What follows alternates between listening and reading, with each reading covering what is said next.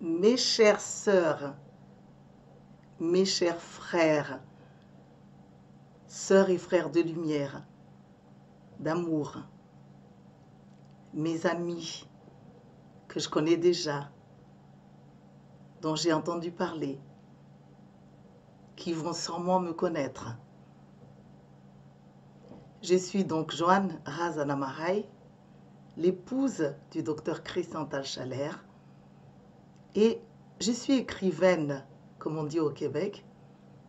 Voilà déjà presque 30 ans que j'ai écrit, et je parle très peu de mes livres, comme je les ai très peu présentés. Mais vous êtes nombreux à me les demander, et de plus en plus nombreux. Parce que je fais partie de ces écrivains qui, une fois que le livre est accouché, j'estime que je suis juste plus le canal que je transmets. Je ne parviens plus à revenir sur les livres.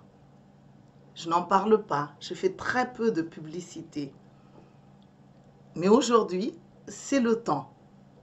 Et vous êtes là parce que c'est un rendez-vous de nous, de vous à moi. Alors je vais me libérer et je vais vous livrer ces cadeaux du ciel et de la terre que j'ai écrits, seul ou en compagnie de Tal. Par moments, je suis assistée par Tal pour la mise en page, voir les fautes de frappe, les coquilles. Comme des fois, j'aide aussi Tal dans l'autre sens. Alors, je vous souhaite la bienvenue à tous et je vous remercie vraiment de votre accueil et de votre patience. Et découvrez ces ouvrages, quand même, on peut dire, hors du commun. D'ailleurs, je n'écris pas des livres très faciles. Il faut vraiment s'accrocher pour pouvoir les lire. Donc, ce ne sont pas des livres pour des gens qui veulent juste lire à la diagonale et laisser tomber au bout de... Ça demande quand même une conscience, une quête de comprendre les choses profondes, d'accueillir les messages spirituels de nos guides, de nos anges, de nos familles, de nos ancêtres, de tous ceux qui vivent comme tous ceux qui sont déjà partis de l'autre côté du monde, indépendamment de l'âge. Ce sont des livres très instructifs, des livres qui élèvent la conscience spirituelle, des livres bouleversants qui remettent en question. Alors, maintenant, la balle est dans votre camp.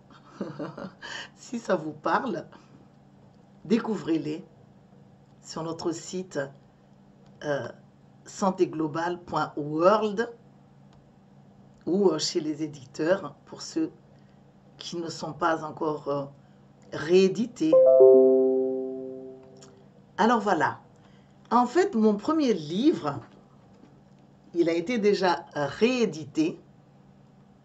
Là, dans cette première édition des éditions Vive et Soleil à l'époque, qui était notre maison d'édition, le titre c'est Debout les petits dieux.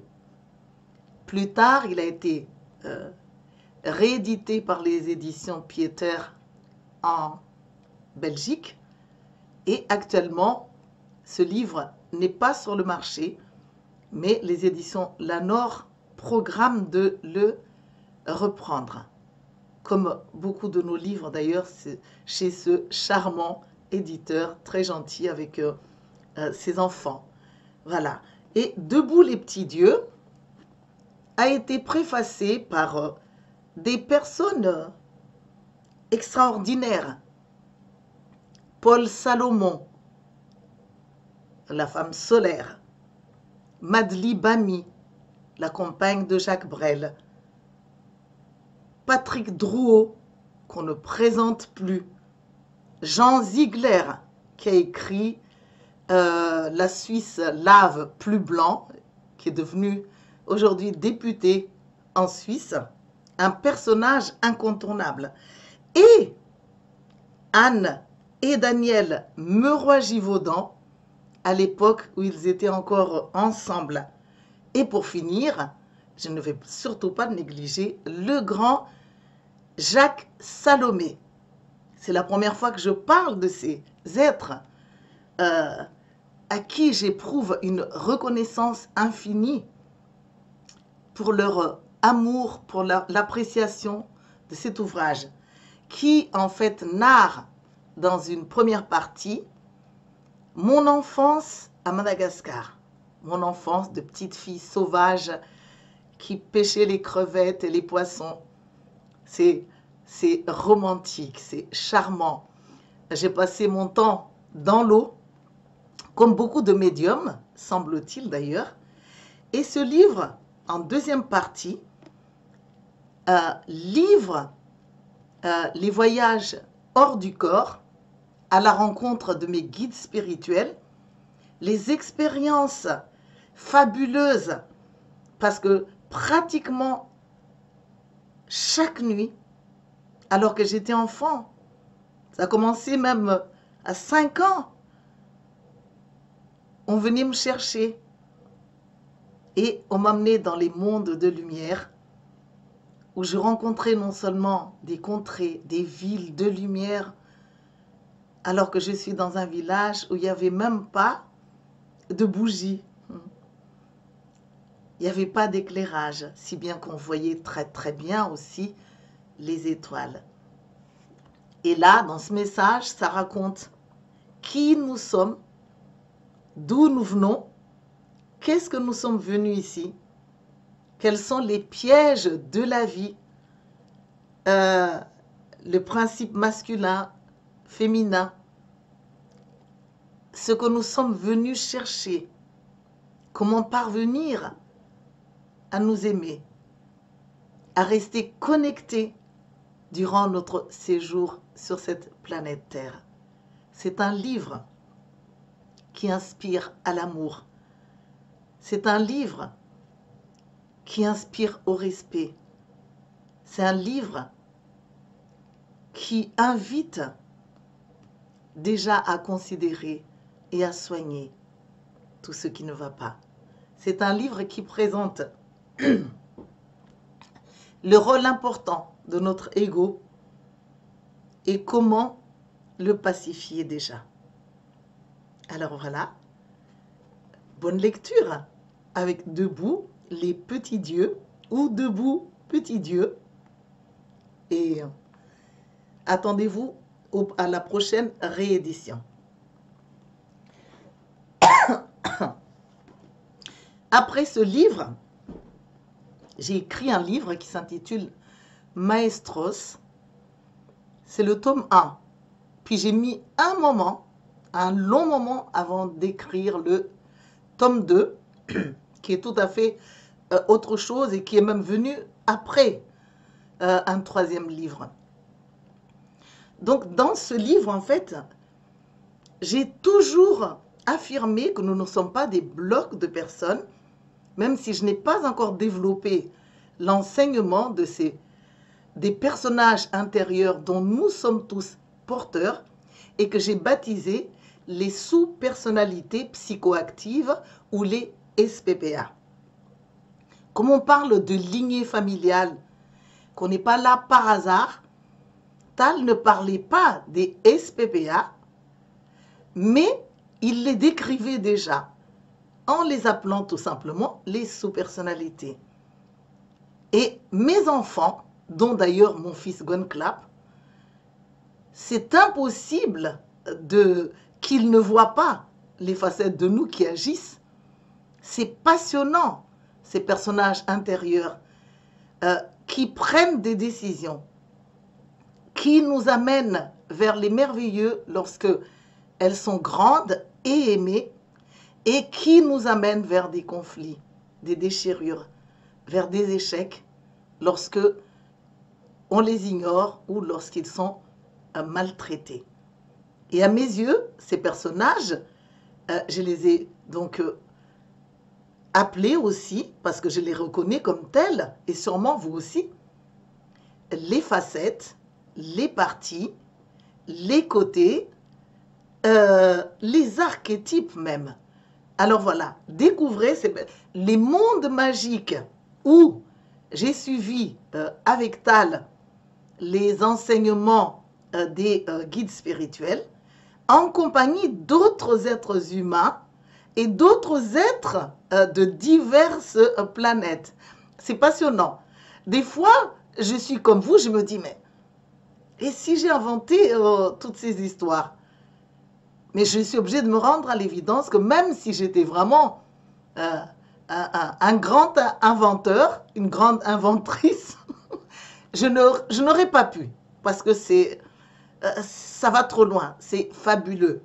Et donc là, on visite, on va à cette école, on décrit l'ambiance des cours, on décrit les réactions des gens et comment la télépathie se fait, et on décrit les personnages dont nous sommes porteurs, et on apporte de l'enseignement ou des enseignements pour ceux qui sont sur notre planète, et pourquoi pas ceux qui sont sur d'autres planètes, puisque nous sommes connectés par le cœur et qu'il y a une grande bibliothèque qu'on appelle l'Akasha, où tout être peut puiser des informations, même en ayant perdu le sens, l'intuition, le canal médiumnique. Et donc, dans ce livre, vous allez également découvrir les enseignements spirituels qui nous préparent justement, non seulement à mieux vivre, mais à vraiment retenir que nous ne sommes pas seuls dans l'univers et qu'il se passe des choses. Il se passe. Le bruissement des ailes d'un papillon font bouger les étoiles. Donc, voilà ce livre. Alors, je ne sais pas bien si c'est comme ça, c'est comme ça. Si vous avez envie de le découvrir, vous pourrez le trouver donc aux éditions. Ah, c'était à l'époque ça encore, les éditions Vivez Soleil. Alors donc, mais vous pourrez le trouver actuellement en allant sur notre site donc de santéglobale.world. Vous vous renseignez et vous serez redirigé au bon endroit. Voilà. Après ça, j'ai pas commencé le tome 2. Parce que j'ai eu un frère qui est décédé, qui a été assassiné à Madagascar, et l'enquête de la police affirmait qu'il était mort d'une mort naturelle, alors que c'était une balle d'un pistolet d'un professionnel qui a tiré vraiment à un endroit en tournoyant et a touché tous ses parties vitales à partir de la poitrine et en descendant, en sortant en arrière. Alors, le secret de ce livre, dont le titre est « La mort n'est jamais un accident », c'est comment mon frère m'a transmis de l'autre côté après sa mort, en voyant que je cherchais absolument à le venger. J'aurais consacré ma vie à trouver les assassins et à les faire payer. J'étais vraiment animée d'un élan meurtrier, je l'avoue. J'étais jeune aussi à l'époque, je commençais à peine à enseigner, sans avoir parfaitement intégré tous les enseignements que les guides spirituels, les anges, les ancêtres, les esprits me délivraient. Et dans ce livre, mon frère raconte que personne ne meurt sans son pouvoir personnel, même quand on est assassiné ou quand on fait des accidents de voiture. Ensuite, il révèle que tous nous participons non seulement à la mort, mais aussi aux naissances. C'est très émouvant d'apprendre ça. Nous participons avec nos actions, mais nous participons également avec nos indifférences. Nous participons également en prenant parti de telle ou telle situation ou position, et nous participons en amenant des enseignements qui éveillent l'humanité, qui élèvent les consciences, de manière à ce que nous ne reproduisons plus les mêmes attitudes, les mêmes démarches, les mêmes comportements, mais que nous puissions parvenir à nous connaître, à connaître chaque être vivant de tous les règnes dans notre humanité, pour sentir vraiment au plus profond de nous-mêmes combien la vie est précieuse et combien chaque être vivant est utile à notre évolution à tous pour mériter l'écoute, la considération, le respect. Et dans ce livre, comme nous sommes une fratrie de 7 enfants, mon frère Rafali raconte que déjà les parents qui avaient fait des préférences avaient en fait poussé les autres enfants non préférés à assassiner le préféré en question. Nous étions 3 filles avant que mon frère naisse et mes parents voulaient absolument un garçon. Donc les 3 filles, il a fallu faire des jeux de coudes, de la compétition très intelligente, très subtile, et qui va vous éveiller vous aussi dans tous vos jeux au sein de votre fratrie, au sein de notre même humanité. Parce que lorsqu'un être humain est insécurisé, ne se sent pas aimé, c'est incroyable toutes les démarches rusées, toutes les démarches, les comportements assassins. C'est pas les assassins ne sont pas seulement ceux qui ont un couteau ou une mitrailleuse, mais les regards de travers, les pensées de travers, la jalousie, la compétition, le fait d'éjecter, d'abandonner. Et mon frère disait que mes parents l'ont livré à nous, les filles aînées, et encore les 2 filles qui l'avaient suivi, puisque le 2e garçon se trouve être le petit dernier de la famille. Et mon frère racontait que c'était un rendez-vous qui s'était fixé avec les assassins. Ça fait beaucoup réfléchir.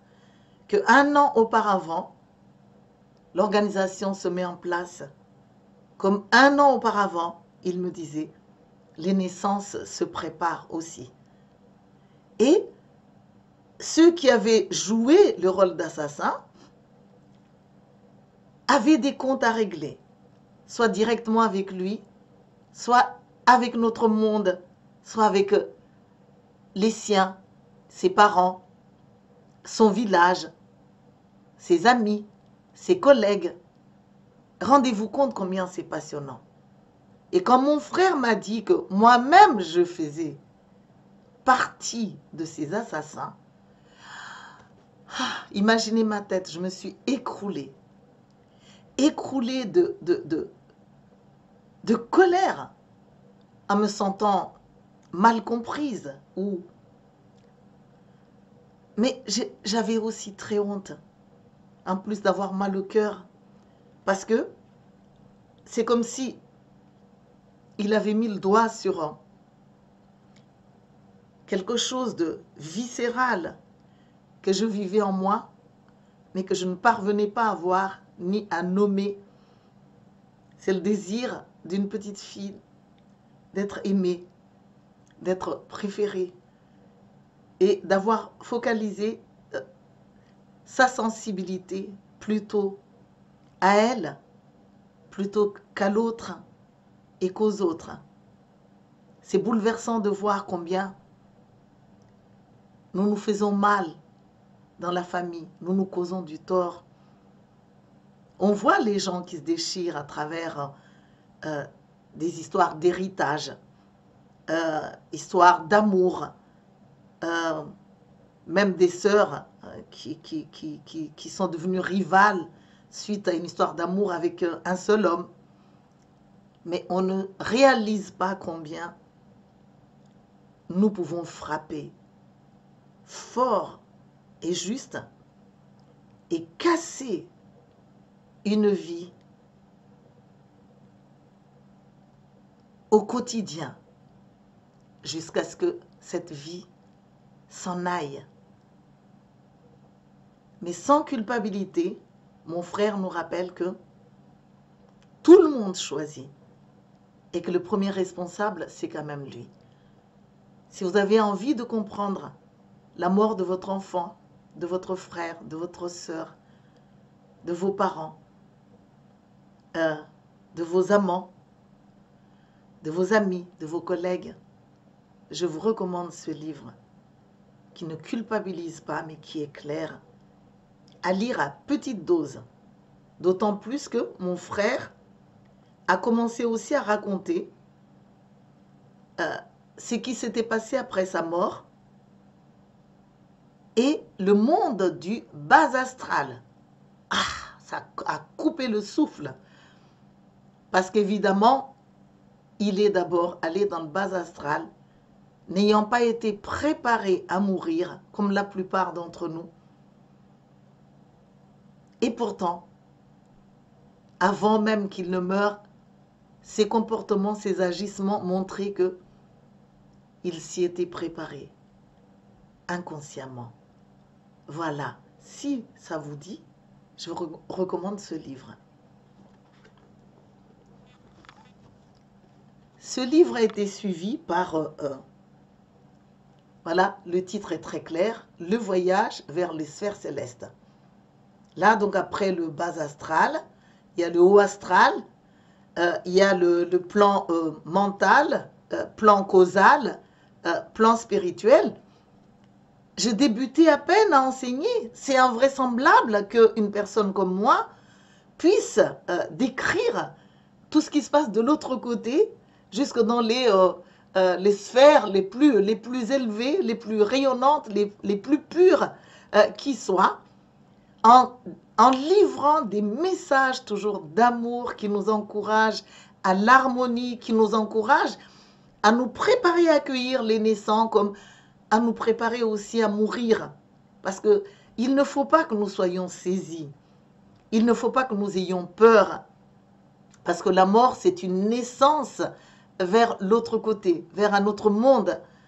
Et tout le monde peut choisir de mourir pour se reposer. Ou parce que le corps souffre tellement de maladies que des fois, on choisit de mourir. Des fois, malheureusement, on choisit aussi de mourir pour punir. On choisit de mourir pour que les gens regrettent notre passage. Mais tout ça, ce sont des histoires d'amour d'êtres humains. Si ça vous intéresse, donc je propose ce livre avec le concept des personnages intérieurs, toujours, les parties de nous les plus meurtries et qui deviennent meurtrières. C'est compréhensible et on ne peut que compatir en devenant plus intelligent et plus sensé. Voilà. Si ce que je vous dis vous parle, vous avez donc ce livre. Voilà. Alors, après ce livre, j'espère que c'est dans l'ordre, c'est comment en fait j'ai découvert mon côté chaman. Pour moi, notre totalité ne peut être chaman. Parce que je suis chaman, mais je suis aussi épouse, je suis aussi maman, je suis aussi amie, je suis aussi aventurière, je suis aussi une femme d'affaires, je suis aussi une enseignante, comme je suis aussi une élève et comme je suis aussi une patiente, comme un patient d'un médecin ou d'un professionnel de la santé. Le nom l'indique bien, patient. Et là, je raconte comment j'ai rencontré les maîtres chamans dans mon village. C'est qu'ils expérimentaient comment j'ai réussi à entrer dans leur monde et surtout l'expérience qu'ils m'ont fait vivre et qui a failli vraiment m'amener à la mort, de m'envoyer à un endroit où des entités n'étaient pas libérées alors que j'avais moins de 10 ans. En ayant la foi, je suis sortie de ma chambre à pas de loup. Je me suis approchée d'un arbre sacré, leur totem. Et j'ai vu également que beaucoup de chamans, notamment ceux de Madagascar, n'étaient pas prêts à accueillir toute personne qui a un côté chaman, même développé, parce que les traditions qui ont pris la place des esprits imposent que il n'y a que les gens de son ethnie, de sa race, de son monde qui peuvent être introduits ou les remplacer. C'est pour ça que j'ai insisté aujourd'hui sur le fait que le chamanisme sauvage, la chamane sauvage, libérée des traditions. Parce que tout n'est pas bon dans les traditions. Et les traditions qui nous font répéter les mêmes choses, sous le prétexte qu'avec les ancêtres ça a marché, nous coupent des liens directs avec le monde des esprits. Et du coup, au lieu que votre chaman soit surtout instruit, formé par les ancêtres et les esprits de l'autre côté, ici sur Terre, c'est maintenant monnaie courante que ce soit des chamans qui vous forment à leur tradition. Donc, dans ce livre palpitant, je vous raconte une enfance de chaman. Je vous livre le monde des esprits, les phénomènes de possession, les guérisons. Voilà, donc j'espère que vous allez sourire en le lisant. Et j'espère que ce livre vous rappellera des petites expériences que vous avez pu faire aussi enfant. Des petits signes que les esprits vous ont envoyés. Et bonne lecture. Là, je présente les SPPA, donc les sous-personnalités psychoactives. Vous avez également plusieurs vidéos sur YouTube, aussi bien du chamanisme sauvage que des SPPA, et des vidéos donc de Tal, de Gwen, et même de notre frère Jean-Marie Muller, avec qui on travaillait avant la pandémie, que maintenant on s'est séparés pour chacun suivre son chemin. Et d'ailleurs, il est même installé en France maintenant, avec une compagne charmante. Alors, ce livre sur les SPPA, donc, parce que nous ne sommes pas des blocs de personnes, mais des êtres porteurs de facettes multiples. Facettes, parties, personnages, côtés, archétypes. Et en fait, ce sont ces personnages qui sont à l'origine de nos succès, de notre bonheur, comme de nos malheurs et de nos maladies. Et lorsque je les présente aux gens, ils arrivent vraiment à comprendre la cause de leur maladie. Et lorsqu'on s'approche pour connaître les facettes, qu'on en tient compte avec respect, avec écoute, avec sensibilité, et qu'on libère celles qu'on enchaîne uniquement par peur de ne pas correspondre aux besoins de la société. Par exemple, la société veut bien que nous mettons en avant nos côtés hommes d'affaires, femmes d'affaires, qui sont des artisans de la société, contre-paiement de salaire. Mais par contre, nous permettre d'aller à la rencontre de nos enfants ayant été meurtris et qui sabotent nos existences et celles des autres, la société ne met pas de l'importance à ces facettes de nous qui, du coup, sont en errance, crient à l'intérieur et émettent des vibrations lourdes qui éloignent même les gens que nous devons rencontrer. Des personnages malades de jalousie qui nous coupent jusque dans nos relations conjugales, sabotent nos collègues de travail, parce que tous ces personnages ne vivent pas sur le même niveau de conscience. Les plus lumineux, les plus grandes, celles qui ont déjà vécu et ont reçu des bonnes éducations spirituelles, nous illuminent, nous élèvent et attirent à nous des très belles expériences. Et les autres, malmenés, maltraités, criaillent, démolissent ce qu'on construit et finissent par nous faire tomber malades. Au départ, c'est juste des petits drapeaux blancs pour signaler leur présence. Puis ensuite, ils attirent le regard des autres sur nous, qu'on appelle des miroirs. Et puis, si on n'entend toujours pas, et si on n'écoute pas les miroirs, ils finissent par nous faire tomber malades et même nous entraîner vers la mort.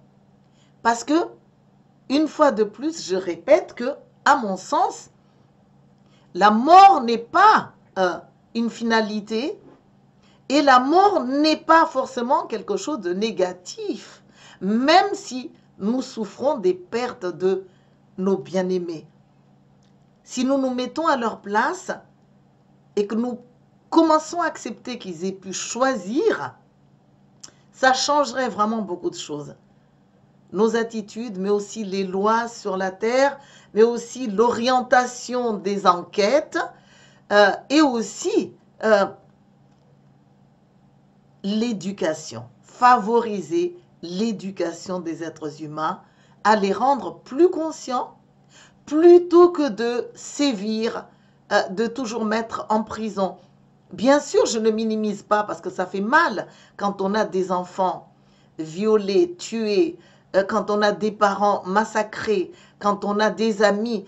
Bien sûr, comme moi-même je voulais me venger de la mort de mon frère, comme je voulais affirmer. Mais nous pouvons apprendre à voir les choses autrement. Nous pouvons apprendre à cultiver la conscience spirituelle, à développer notre cœur pour une fraternité plus concrète, pour une solidarité beaucoup plus grande, extraordinaire, prodigieuse. Alors, je vous ai parlé du deuxième tome. C'est des années après que j'ai fait le tome 2, donc de Maestro. Maestro, tome 2.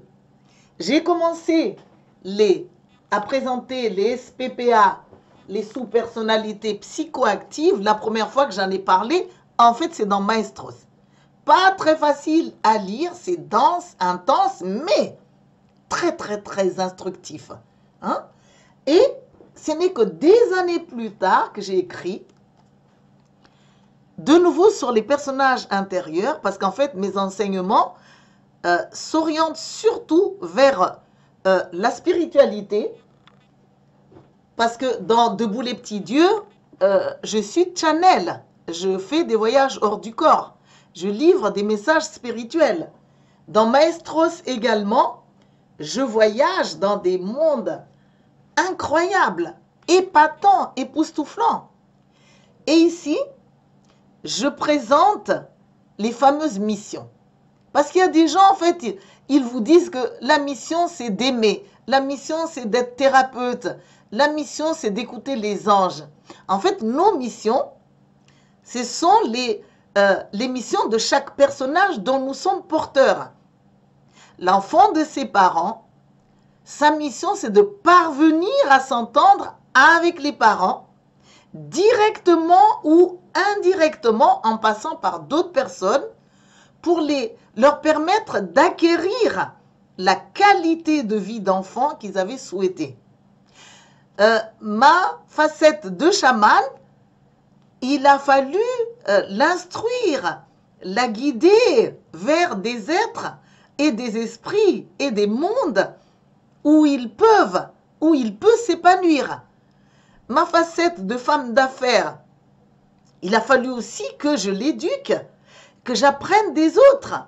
Parce que dans un monde de matière, c'est digne de s'adapter aussi au confort matériel, aux finances, à l'argent. On n'est pas à l'époque du troc où on disait que les messages spirituels ne doivent pas être vendus.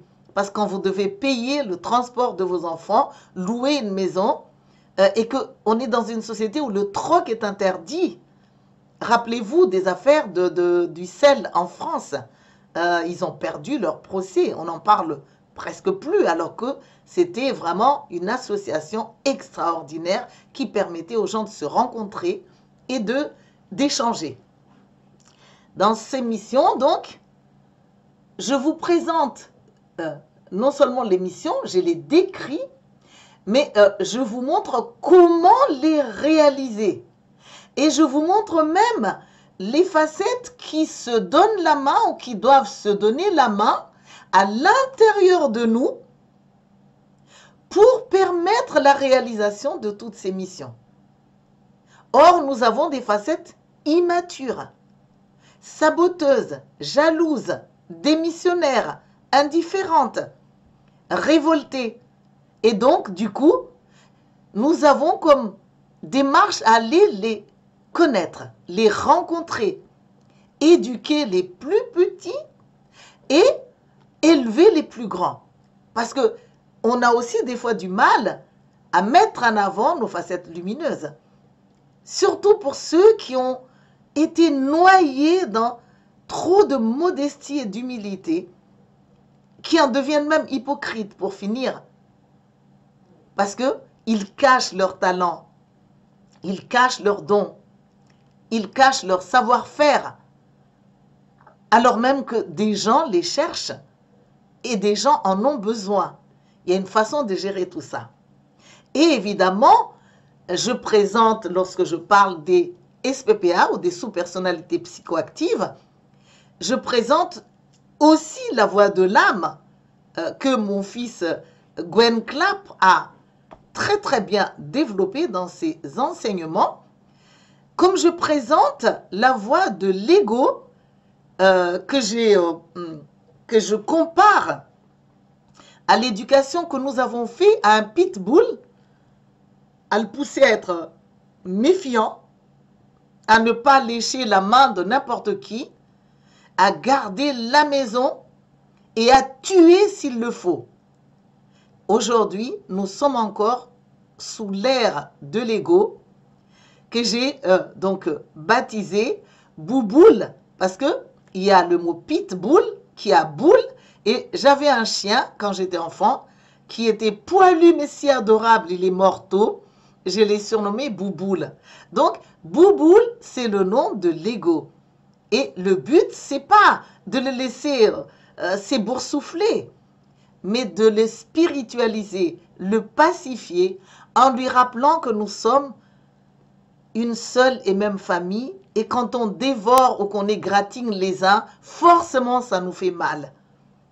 Et on apprend à coucher Bouboule pour parler avec la voix de l'âme, cette voix que tout le monde entend. Qu'importe l'âge, qu'importe le sexe. Et ça s'apprend de parler avec la voix de l'âme. Et dans nos stages et formations, nous montrons comment il faut faire de manière concrète. Et tout le monde peut du coup apprendre à découvrir ses missions et apprendre à les réaliser. Si ça vous dit, voilà donc les missions qui donnent un sens à notre vie sur Terre, les grandes révélations pour tous. Et d'ailleurs, au passage, vous voyez que je porte le titre de maître.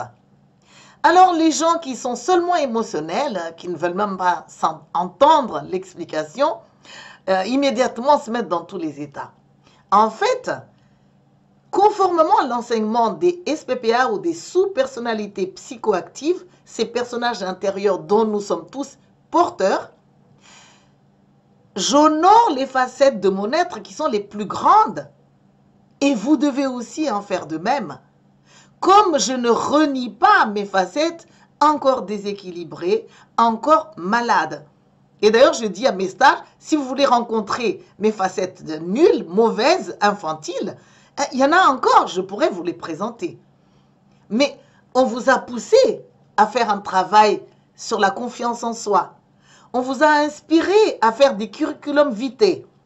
Vous dites que vous êtes une grande ou un grand sportif.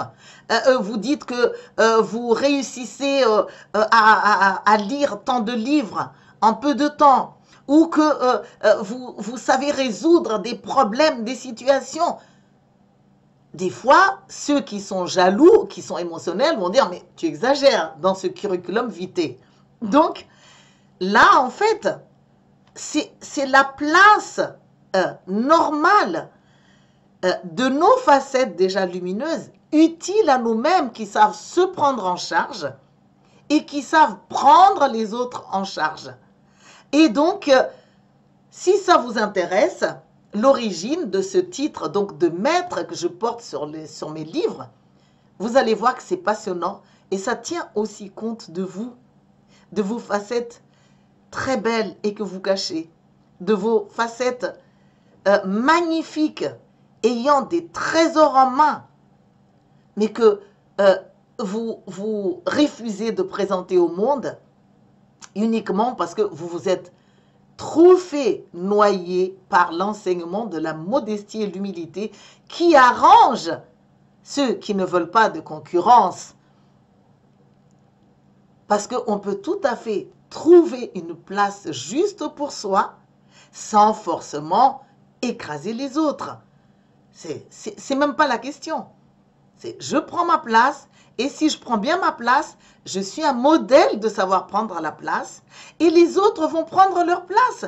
Et quand ils prendront leur place, je reculerai, je m'éclipserai, non pas parce que je me renie, mais parce que je les aime et parce que je les respecte. Et puis enfin, il y a quelques livres que j'ai fait avec Tal, il y en a d'autres. Celle-ci, que Tal a déjà présentée, Réalisez vos rêves par la pensée positive. Je vous invite à lire leur description sur le site pour ne pas faire trop long dans cet enregistrement. Le jeûne holistique, où on enseigne également les méthodes de lavement. On en rit, mais énormément de personnes ont réussi à se sortir des problèmes graves de santé grâce au jeûne et au lavement, à la nourriture saine, bio, extraordinaire. Alors, voilà, si ça vous intéresse, même si la société se met aussi à la chasse aux sorcières contre les naturopathes, la naturopathie a quand même été toujours là et a fait ses preuves depuis des millénaires. Voilà. Ça, c'est un livre, à mon avis, tous les maîtres d'école, les maîtresses d'école, les professeurs devraient le lire pour savoir non seulement gérer les élèves, mais évidemment gérer aussi leurs enfants. Parce que si nous ne savons pas gérer nos émotions, on va au-devant des catastrophes et ça casse toutes nos histoires d'amour. Et tous les trois, Gwen, Tal et moi-même, nous enseignons la gestion des émotions dans tous nos stages, dans toutes nos conférences et dans toutes nos formations. Même quand on parle de chamanisme, on enseigne le travail sur les émotions. Parce que si vous avez trop d'émotions, la connexion avec le monde des esprits ne se fera pas bien du tout. Voilà. Il y a également l'urinothérapie. Alors, il y a des gens, hop, ils partent en émotion. Ah, c'est sale. Ah, qu'est-ce que c'est? La seule chose que je vous dis, en plus de ce que Tal a déjà dit, c'est que si ce livre contenait des mensonges, il aurait été interdit sur le marché des livres. Parce qu'on ne laisserait pas des livres qui tuent des gens sur les tables des éditeurs. Je ne pourrais pas vous le décrire. Il y a 2 livres chez nous, dont un petit qui résume, mais celui-ci, c'est aussi le fruit de toutes les rencontres que nous avons faites, des grands chercheurs du monde entier et de tous les pratiquants de l'urinothérapie, quand on s'était déplacé au congrès de Goa en Inde, en Allemagne et aussi au Brésil. Et on vous présente également là-dedans d'autres écrivains qui ont publié des livres sur cette technique millénaire, Amaroli, qui signifie en fait l'élixir de vie en langue donc hindoue. Enfin, ce livre, Naissance d'une humanité consciente, édité par les éditions Ariane du Québec. Là-dedans, Tal et moi, nous présentons la panoplie de tous nos enseignements et nous décrivons aussi notre rencontre avec chacun sa version. C'est très drôle, humoristique et on n'était pas encore avec Gwen en ce moment-là, sinon on aurait fait ce livre à 3. J'en ai d'autres en chantier, mais je suis un peu... Je ne fonctionne que lorsque je me sens prête, connectée. Et c'est comme si j'étais en panne. Mais en fait, j'ai plein de livres sur le chamanisme sauvage, sur le couple. Mais j'attends. Oh, oh, oh. J'attends le signe. J'attends le bon moment. Je vous remercie de m'avoir suivi jusqu'au bout. Je vous remercie de votre amour, de votre amitié, de votre considération. Parce que moi, de mon côté, c'est fou comme je vous aime. Plus je grandis, plus vraiment j'aime. Je ressens cet amour très très fort jusque dans mes tripes. Quand un être humain souffre, j'arrive à le percevoir même à distance. Quand je rencontre quelqu'un qui a de la misère, un laissé pour compte, ça me fend le cœur. Bien sûr, je ne prends pas la souffrance sur moi, parce que ça ne sert à rien de se noyer ensemble. Mais j'envoie ma bénédiction, comme j'ai présenté au sommet de la conscience de cette année 2022, cette technique chamanique ancestrale, pratiquée un peu partout, et qui libère vraiment les chamans, les parents, les hommes et les femmes et les enfants à pouvoir le faire. Parce que sinon, c'est réservé seulement à quelques élus de nouveau et ça ne va pas aller. Chers frères, chères sœurs, chers frères, chers amis, merci beaucoup et bonne lecture. Amusez-vous bien. Et si vous le souhaitez, écrivez-moi quelques mots comme les autres ont fait. Encouragez-moi. Et je vous dirai aussi des mots d'amour, d'amitié, des mots fraternels. Je vous envoie plein d'énergie et je vous connecte au divin. Je vous connecte à l'amour avec respect. Au revoir. À la prochaine.